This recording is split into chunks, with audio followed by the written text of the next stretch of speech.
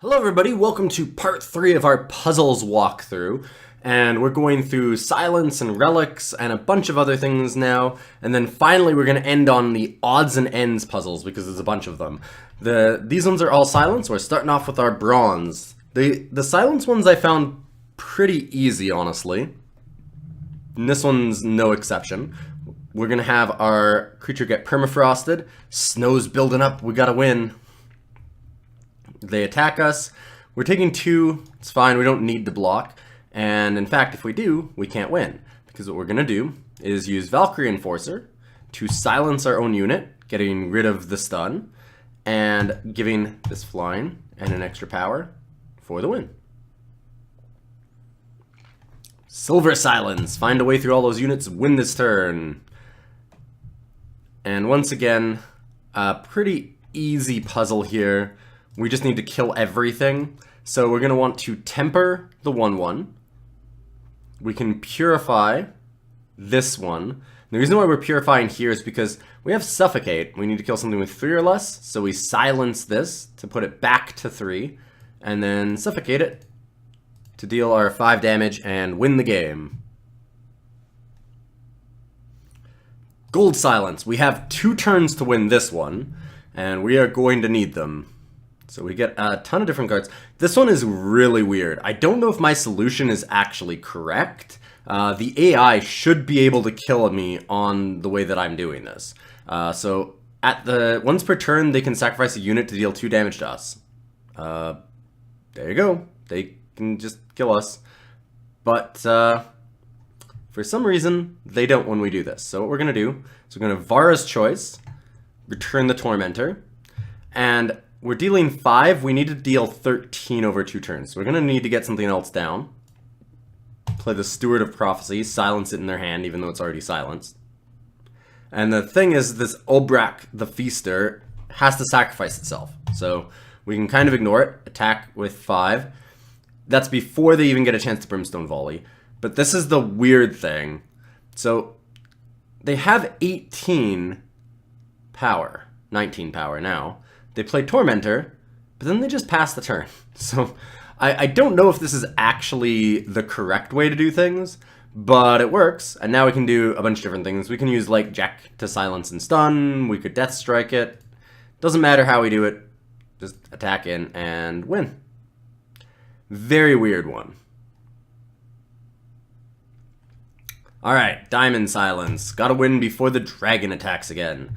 So there's going to be a massive beating on us at the start. And we're going to have to use a little bit of Shepherd's Horn here to get around this. It's funny that this one is a silence one because the solution that I have is without using silence at all. So we're going to shoot them for 1, gain a little bit of life to get our Cabal Slasher larger. And then we can go Herald Song to draw and discard Dawnwalker. Dawnwalker is now in our graveyard, but we have this Shepherd's Horn and we have a Grasping at Shadows. So we'll Grasping at Shadows back the Dawnwalker, gain another 3 life, and we have 9 damage. We didn't even have to come close to using all of our mana. On to our Bronze Relic Weapons puzzle. And we just need to kill our opponent. Again, this one's pretty easy if you've ever played any of the Armory lists, because this kind of interaction with Starsteel Daisho is very common. It means that you can attack twice each turn. So we're going to use 2 different weapons. We're going to use Runic Revolver to shoot our opponent. The problem is we can't attack and kill this because we don't have enough armor. But Runic Revolver has Quick Draw, so we deal damage without taking damage ourselves. Then we'll Starsteel to replace it, and attack again for the win. Okay, Silver Relic Weapons. So the important thing about this puzzle is that you gain the abilities that are on your Relic Weapons. So not only do you have it for your actual attack, but you also have it for your spells. So what we're going to do here is we're going to play this Stone Scar Maul, and it's important for us to gun these down properly. So we're going to shoot that Overwhelm here. And now we can attack. It'll kill our weapon, and it'll also deal us 5, but then we have exactly 6 for the win. Gold Relic weapons. We're once again just trying to win in a single turn. And we have an Auric Rune Hammer this time. This one's really important because it gives us invulnerability. So what that's going to let us do is avoid dying to this Umbran Reaper. Because it normally deals 5 damage to us. Unfortunately, this time it can't. Because we have made it so that we are invulnerable. So we hit that, torch the Umbran Reaper, and then we play a Spiked Helm for exactly 10.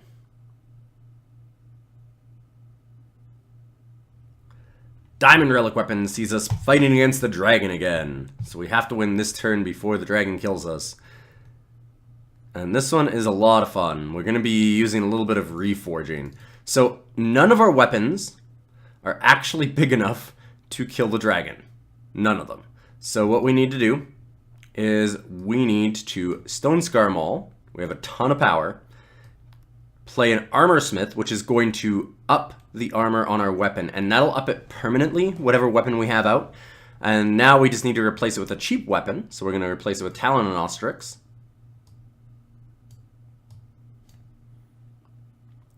And now we want to reforge our Stone Scar Maul. And we have exactly enough mana to replace our weapon again, and we have 8 power now, and we can attack through the Steelbound Dragon, living ourselves and winning the game.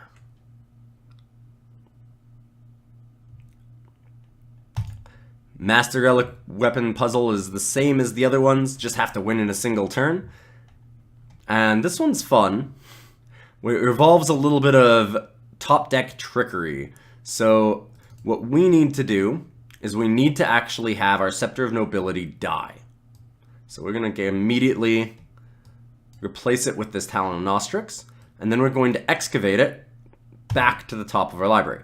Important thing with Scepter of Nobility is you saw that it says as long as a unit is holding a weapon, then it costs 2 less. So then it costs 3. And that counts whether it's in your hand or your library. So here we can summon it up with the crowd favorite. That means that we need to Reconno Artisan and Warhelm. So now we have a unit that's holding a weapon. Also very important, we need the Warcry damage onto the weapon, because that's going to make it 5. So we attack. It's now gone from 3 to 4 because of Reconno Artisan, and then from 4 to 5 with the Warcry. We play our crowd favorite, draw it, replace our weapon, and attack for 5. Bronze level drawing cards is our next one. The drawing cards ones are very interesting. They're a lot of fun, and some of them are pretty complicated.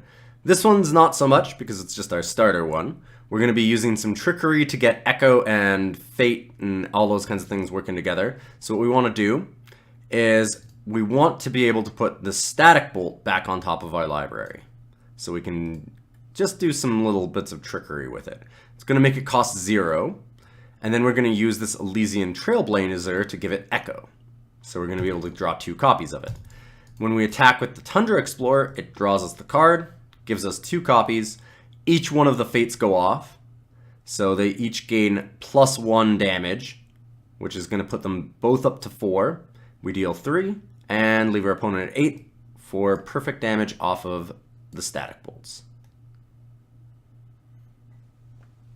Have another win the game in a turn puzzle here. It's the Silver Drawing Puzzles. And once again, we're going to be abusing a little bit of Echo.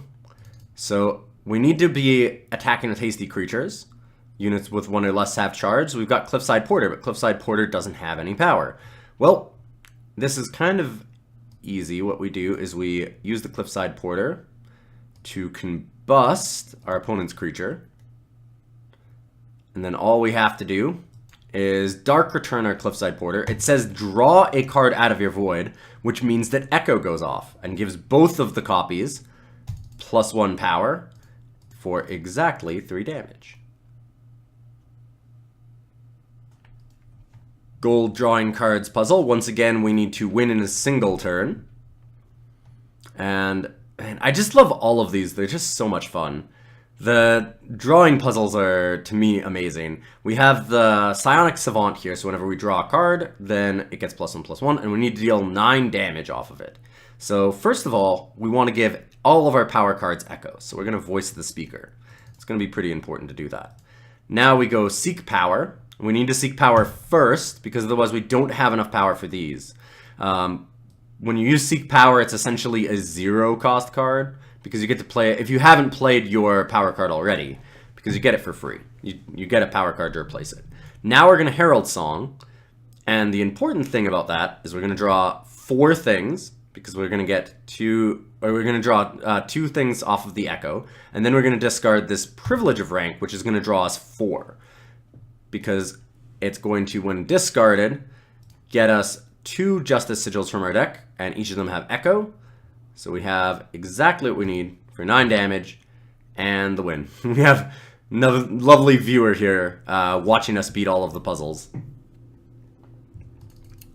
Alright, Diamond Drawing Puzzle. Can't stop that Lethrai, better win this turn. So our opponent starts off with a unblockable creature that's going to kill us the next turn. And we're going to have to figure out a way to give a creature charge and win.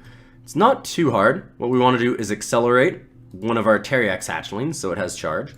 And then we're going to need to give it a little bit of extra oomph. Give it some extra power here. So we now have it as 6 damage. We're going to use Nesting Avasar to put it back on top of our library. So now we're going to be able to draw 2 copies of 3/2 charge Teriax hatchlings. So what we need to do is Inspire to give the top unit of our deck +1/+1, giving us 2 4/3 Teriax hatchlings that can win us the game.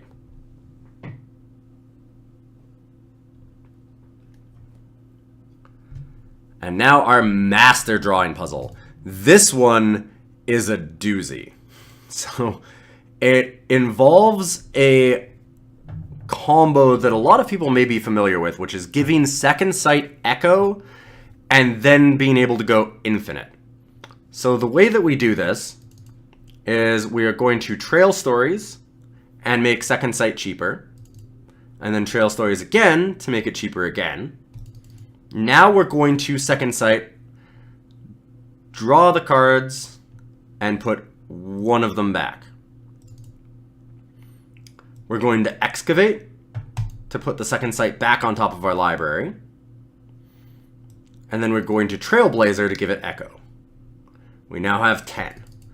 So after that, we get to Levitate, give this Flying, draw our Echoed Second Sight here. And now we can Second Sight, and we draw 2 cards. We will put a Fire Sigil back on top. And then we can Excavate this Second Sight. Now we have an Echoed Second Sight on top and an Echoed one in hand. And what that means, with both of them being free, is that we can do this until we run out of cards. I was going to say forever, but that's not entirely true. Basically, we get to just keep putting one Echo back on top of our library. And we can power up our Fevered Scout here until we have 26 damage. This is a neat little trick. And we get to draw every card in our deck. It takes a little bit of time, though. There we go. Put anything back on top now. And we have 26 damage for the win.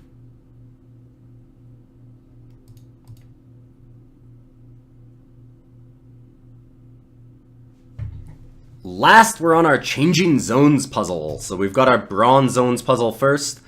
I was a big fan of all the Zones puzzle, much like I was with the card draw puzzles. It's probably just my style of play. What we do here is we realize that World Pyre Phoenix is going to come back to our hand with an increased cost by 3 and become a little bit larger. Now, when things get killer, if they go to the void or they go back into your deck, or to your hand, they gain killer again, so you can use it twice. It's going to be important. We give this killer, attack either one, doesn't really matter. It goes into our graveyard, comes back for 9, which is exactly how much power we have. We use it to fight the next one. And then we have exactly 6 damage left over to kill our opponent and win. Silver Changing Zone puzzle sees us doing it over 2 turns. And we're going to want to use this Haunting Scream to good effect here. So what we want to do first is we want to attack and hit our opponent. We're going to need to keep the snowball, which is kind of unintuitive. We don't really know why we need to keep it yet, but you'll find out in a moment. We don't want to use all of our power. The important thing is that our opponent is going to play a card, and they're going to have a Humbug to block, so it's important that we didn't use our snowball.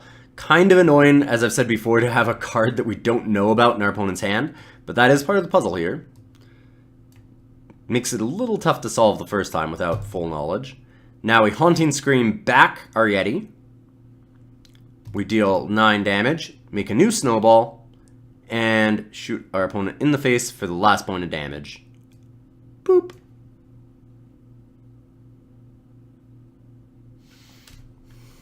All this power should prove useful for our Gold Zones puzzle.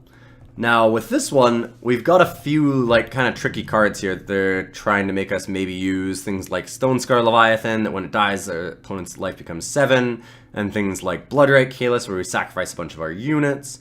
None of that matters. What we're going to do is we're going to Pyronite, ultimate it, and the ultimate on Pyronite gets to be refreshed once it goes into the graveyard, once it's into the void.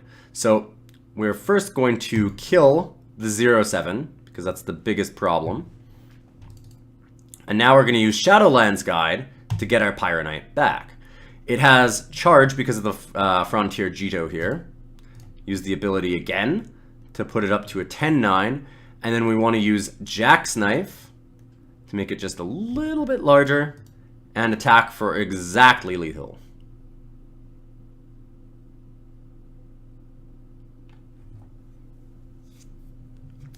The Diamond Zones puzzle. We have 1 turn to win the game, and we're going to need to chain some zone stuff again together to gain a lot of life and kill our opponent with a Xenon Fanatic.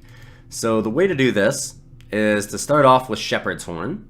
Immediately makes this Cult Aspirant into a 0, so we can use that to gain some life. And now something that's important is that right now this costs 5, but like it says, it's free if the two units have dealt damage to the enemy player this turn. We are going to have units that are going to be dealing damage to our opponent because we've got Overwhelm on the Dawnwalker, and that's going to make things easier. The other thing is we're going to need the Dawnwalker to come back, so we need something with 5 or more power. Well, Xenon Cultist, when one of our units dies, gives it +2/+2. So we're going to attack after playing Xenon Cultist. They're going to kill the Lurking Sanguinar, and it's going to go into our graveyard, become a little bit bigger. Same with the Dawnwalker. And we can now Xenon Fanatic and Shadowlands Guide, which will get back our Lurking Sanguinar for free, which will also get back our Dawnwalker, gain us more life, and now we have exactly 10 life that we've gained, and our opponent dies. And now we have our Master Zone puzzle. It's gone long enough. End it this turn. And this is a never-ending puzzle. Or rather, it uses something that's never-ending. We're only going to use it once, but it is Macto. So we're going to play an Inquisitor Macto. And we're going to need to get our opponent killed from 8 life. We don't have enough with the Soulfire Drake. So what we're going to do is combust our Macto to kill this. Now that our Macto's back in our deck, it's a 5/5 flying. It needs charge. Soulfire Drake, when it dies, gives it either flying or charge. Since it already has flying, it can only gain charge. We'll kill our own Soulfire Drake. Macto now has charge. Tinker gives +2/+2 to the top unit or weapon in our deck. And we're going to want to put this on the bottom because we don't want to draw it. It doesn't actually matter. We're just going to be you guys the challenge unit anyways. So it becomes a 7/7. And now we're going to rise the challenge. Rise the Challenge gives +2 power to the Macto. And it becomes a 9/7, which is just enough to kill our opponent.